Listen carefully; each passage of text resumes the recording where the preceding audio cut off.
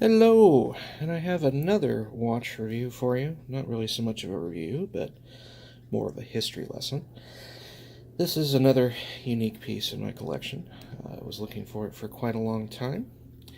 So, everybody knows about Seiko, and everybody knows about Seiko 5s and the really basic automatic movements that were put into a lot of these watches. But in the early 80s, as you had the transition from the automatic to quartz, the automatic movements kind of got lost in the ether.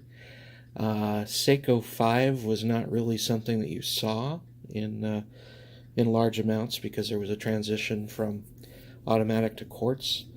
So automatics were still being made, but they were unbranded Seiko 5. This is a piece that would be of that particular era.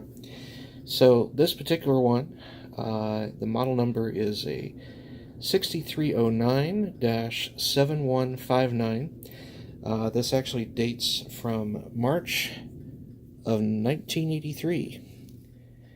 And as you can see, a lovely blue dial. Day-date complication, 17 joules. A fairly simple movement. I would say it's probably a little bit higher grade than a 7S26. Once again, no hacking, no hand winding. Not of that time. That just wasn't something that they did. But as you can see, very simple piece. Crown at the 4 like a Seiko 5, but once again, this is not a Seiko 5. And yeah, nothing too crazy. This is, I believe it's a 35, but I haven't actually, I don't own calipers. I'm not like those fancy watch people. But as you can see, that dial, if I can try and get it in the light, and I know this light's not great, but you can see it's definitely got a starburst pattern or a sunburst pattern. Hands are luminous, although not so much anymore. Obviously, it's 35 years on. These, I believe, you're looking at a sweep there of 1906. Could be 18. It's kind of hard to tell. And, of course, I've paired it on this lovely strap here. This is a Hadley Roma, which just tells you don't need to pay a whole lot of money for a decent strap. And I just thought this connection between the two, the color, just didn't make sense. So, as you can see, it's kind of a piece of history that a lot of people aren't aware of. Seiko has this history that goes back to the 1800s, really.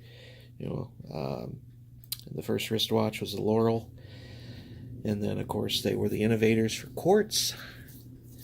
And in recent years, they've kind of tried to get their groove back with the automatics over the past 20 years, the 7S26 and the 4R36, NH35s, the 6R15s, all the way up to the 9Fs that you're seeing at Grand Seiko, which Grand Seiko for me, I guess, is probably the closest I'm going to say to a Grail watch for me.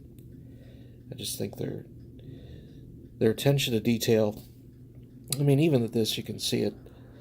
It's a very simple dial, but you got applied indices, applied logo, even an applied window around the date.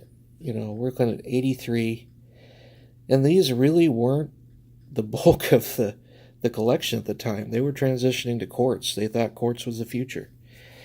And, yeah, quartz is wonderful. I have quartz pieces, but there's just something to be said about having a piece from 35 years ago that's an automatic that still works as well.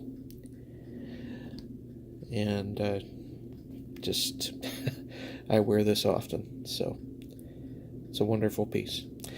Once again, if you have any questions, feel free to put them in the comments. This isn't a watch channel. I'm just putting it out there, and maybe someday it might be. But there you go. The Seiko. It is a nice piece. Have a good day.